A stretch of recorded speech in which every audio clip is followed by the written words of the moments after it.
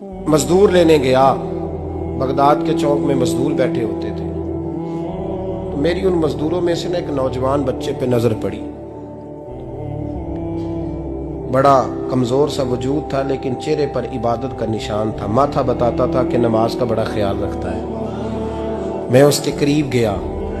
चेहरे भी बड़ा कुछ बताते हैं ना, चेहरों में भी बड़ी रानाई होती है। फरमाते मैं करीब गया, मैंने उसको कहा बेटे मजदूरी करोगे? तो कहने लगा मजदूरों में बैठा हूं तो हुजूर मजदूरी के लिए ही तो बैठा हूं। तो मैंने कहा कि चलो फिर। कहने लगा नहीं, मेरी कुछ शर्तें। मैंने कहा बताओ? कहने लगा पहली शर्त यह है कि लोग 4 दिनार दिहाड़ी लेते हैं, मैं 3 दिनार लूंगा। मैंने कहा यार बे तो बड़ी बेहतरीन है, बाकी भी इस तरह की रख ले।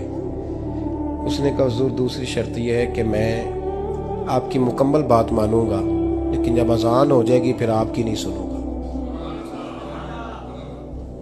तीसरी बात उसने ये की कि हुजूर मैं आपके घर में काम करूंगा पर आपके किसी सवाल का जवाब नहीं दूंगा। कहते मैंने कहा यार तू बड़ा अजीब है, शर्तें तो मालिकों की होती हैं। कहने लगा जी बहरहाल मैं शर्तें लगा के जाता हूँ। फरमाते मैं उसे घर ले आया। काम मैंने उसको बताया तो जो काम मजदूर सारे दिन में करता है ना, उसने 2 घंटे में ही कर दिया। हमारे मजदूर सिगरेट पीने में भी तो आधा घंटा लगाते हैं, वो चाय पीने जाएं तो पौना घंटा। वहां उनको भी तो दयानतदारी करनी चाहिए कि नहीं करनी चाहिए? ने मुआहदा किया है ना जी, तो पूरा उतरना चाहिए ना। कहते 2 घंटे में। अब काम जब बंदा शुरू कराता है तो काम और निकल आता है। कहते काम मैंने उसको और बता दिया, वो करने लगा। उसने मिट्टी निकाल के रखी थी बाहर रास्ते में, तो अजान हो गई जोर की।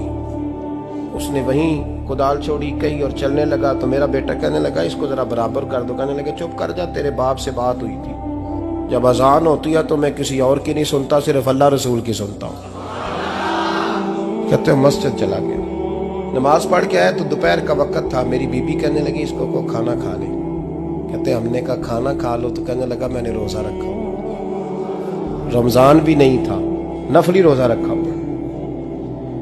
फरमाते हैं शाम हुई, मैंने 3 दिनार दिए। तो मैंने कहा तेरा नाम क्या है? कहने लगा मैंने आपसे कहा था मैं किसी सवाल का जवाब नहीं दूंगा। तो वो चला गया। अगले दिन मैं फिर लेने गया उसे, काम कुछ और निकल आए। तो लोगों ने बताया वो सिर्फ हफ्ते वाले दिन आता है।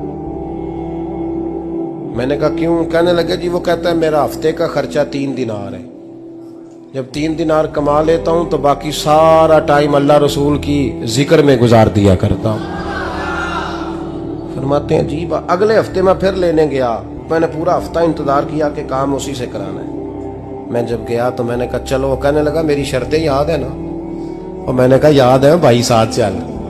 फरमाते हैं काम कराया। 2-3 हफ्ते वो आता रहा। एक हफ्ते में गया तो लोगों ने कहा हुजूर आज नहीं आया।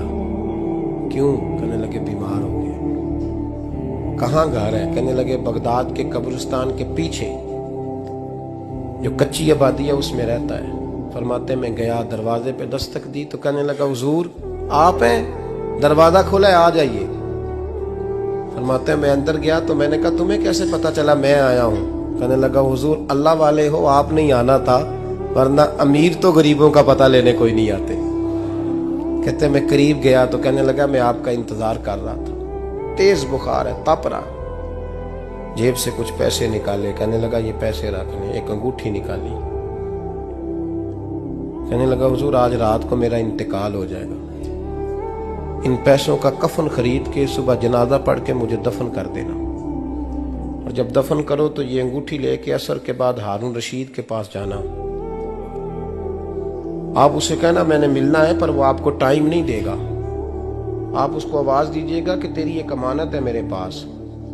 फिर वो आपसे मिलेगा तो अंगूठी दे दें, फिर आप मेरी तरफ से फारिग हैं। हजरत फरमाने लगे तेरा नाम? और कहने लगा हुजूर वक्त थोड़ा है, आज रात मैंने जाना है, बड़ी लंबी माफी मांगनी है रब करीम से, अगर मुनासिब समझे तो मुझे अपने रब से तन्हाई कर देने। फरमाते हैं मैं आ गया, पर उसकी बातों ने मुझे सारी रात सोने नहीं दिया। फरमाते हैं सुबह बड़ी मुश्किल से सूरज निकला, मैं गया, दरवाजे पे हाथ रखा तो दरवाजा खुला हुआ था। अंदर दाखिल हुआ तो खुशबुएं मेरा इस्तकबाल कर रही थी। जब चेहरे से कपड़ा हटाया तो उसका तो इंतकाल हो चुका। इंतकाल हो चुका है, ऐसे है जैसे किसी का दीदार करके सोया। कहते मैं तो 2 आदमी ले गया था जनाजे पे, पर पता नहीं दुनिया किधर किधर से आई, कहां कहां से। अखां जदों मीटियां जमाना मैनू रोवेगा, अपना ते अपना बेगाना मैनू रोवेगा। फरमाते हैं मैं तो 2 बंदे ले गया था, पर पता नहीं मखलूक कहां कहां से आई। जनाजा पड़ा, दफन किया। हारून रशीद के पास में असर के बाद गया, मैंने बुलाना चाहा पर बादशाह था, मेरी तरफ देखा ही नहीं। मैंने उसको कहा तेरी ये अमानत मेरे पास है।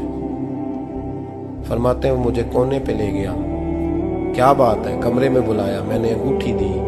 हारून रशीद तो चीखे मारने लगा, कहने लगा अंगूठी वाला कहाँ है? मैंने कहा वो तो इंतकाल कर गया। कहने लगा मुझे कब्र पे ले चल। कहते मैं कब्र पे लाया तो वो लेट गया, तड़प के रोने लगा। मैंने कहा मेरा कलेजा फट जाएगा, ना उसने कुछ बताया ना तूने बताया, ये कौन था? तो हारून रशीद कहने लगा ये मेरा बेटा था। मैंने कहा तेरा बेटा और मजदूर? कहने लगा हुजूर ये हजरत दाऊद ताई के पास बैठा करता था, उनका मुरीद था, मुझे रोज कहता था अब्बा तूने बड़ी दुनिया इकट्ठी कर ली है, मरते वक्त तुझसे टांगे समेटी नहीं जाएंगी, इतना हिसाब नहीं तू दे सकेगा। मैं इसको समझा देता, इसकी अम्मा समझा देती। ये रोज हमें कहता छोड़ दो, आ जाओ अल्लाह रसूल की बारगाह में झुक जाएं। हम समझ। एक दिन ये चला गया, कहने लगा फिर तुम्हारा रास्ता और है और मेरा रास्ता और है। ये सोने की अंगूठी गलती से इसके पास रह गई, गलती से हीरे की अंगूठी चली गई। कहने लगा देखो मेरे बेटे ने आज वो भी वापस कर दी है। फिर तड़प के कहने लगा हारून रशीद था तो ये मेरा बेटा, पर मेरा मुर्शद निकला, मेरा पीर निकला। भाई जिंदगी तो बड़ी थोड़ी है ना। बाबा साहब ने कहा था उठ फरीदा सुत्या, और दाढ़ी आ गया ही पूर, अग्गा नेड़े आ गया, पिछा रह गया ही दूर। उठ फरीदा सुत्या खलकत वेखन जा, मते कोई मिल जाई बख्शिया ते तू ही बख्शिया जा। उठ फरीदा सुत्या झाड़ू दे मसीत, तू सुते रब जागदा तेरी डाडे नाल परीत।